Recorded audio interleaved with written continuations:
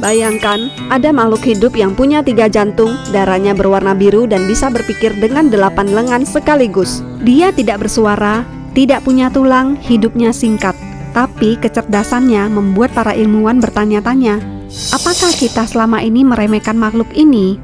Hari ini kita akan membahas gurita, bukan sebagai hewan laut biasa, tapi sebagai salah satu makhluk paling cerdas dan paling misterius di bumi. Dan setelah video ini, kamu mungkin akan melihat gurita dengan cara yang sangat berbeda. Gurita bukan ikan, bukan mamalia, bukan juga reptil. Dia adalah invertebrata, hewan tanpa tulang belakang.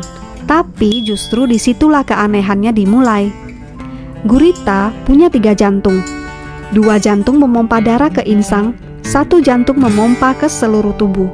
Dan yang lebih aneh lagi, darah gurita berwarna biru. Kenapa?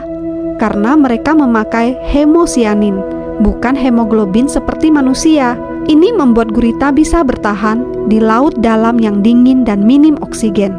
Ini bagian yang bikin ilmuwan tercengang. Sekitar lebih dari setengah neuron gurita tidak berada di kepalanya, tapi di lengannya. Artinya, setiap lengan bisa bergerak sendiri, mengambil keputusan sederhana, mengeksplorasi lingkungan, tanpa harus menunggu perintah dari otak utama. Bayangkan, tangan kamu bisa berpikir sendiri. Itulah kenapa gurita bisa membuka tutup botol, memecahkan teka-teki, keluar dari akuarium, bahkan melarikan diri lewat celah kecil. Bagi banyak ilmuwan, gurita adalah contoh kecerdasan yang benar-benar berbeda dari manusia. Gurita bukan cuma pintar, mereka belajar dari pengalaman.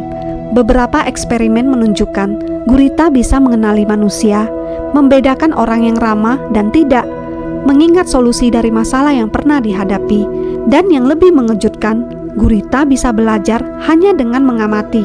Mirip seperti manusia, belajar dari melihat orang lain.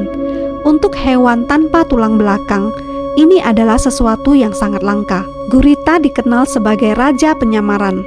Dalam hitungan detik, mereka bisa mengubah warna, mengubah pola, mengubah tekstur kulit, bukan cuma untuk bersembunyi, tapi juga untuk berkomunikasi, menakuti musuh, mengekspresikan stres.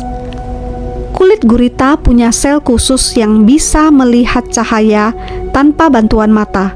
Artinya, tubuhnya sendiri ikut membantu proses kamuflase. Ini bukan sekedar insting, ini adalah sistem kompleks. Ini bagian yang agak menyedihkan. Sebagian besar gurita hanya hidup 1-3 tahun, dan setelah berkembang biak, banyak spesies gurita akan mati tak lama kemudian. Gurita betina menjaga telur tanpa makan, melemah perlahan, dan mati setelah telur menetas. Sedangkan gurita jantan sering mati tak lama setelah kawin. Seolah-olah seluruh kecerdasan mereka dipakai hanya untuk bertahan hidup, berkembang biak, lalu selesai. Di banyak tempat, gurita adalah makanan. Dan ini bukan soal benar atau salah, tapi muncul pertanyaan menarik. Jika gurita bisa belajar, mengingat, dan memecahkan masalah, apakah mereka juga bisa merasakan stres dan penderitaan? Beberapa negara mulai membatasi eksperimen pada gurita, mengakui mereka sebagai hewan yang berpotensi sadar. Ini membuka diskusi baru tentang kecerdasan, empati, dan cara manusia memandang hewan. Gurita tidak membangun kota, tidak menulis sejarah, tidak meninggalkan jejak peradaban, tapi mereka membuktikan satu hal: kecerdasan tidak selalu harus mirip manusia. Kadang kecerdasan hadir dalam bentuk yang asing, sunyi, dan hidup jauh dari perhatian kita. Mungkin bukan gurita yang aneh, mungkin cara kita menilai kehidupan yang terlalu sempit.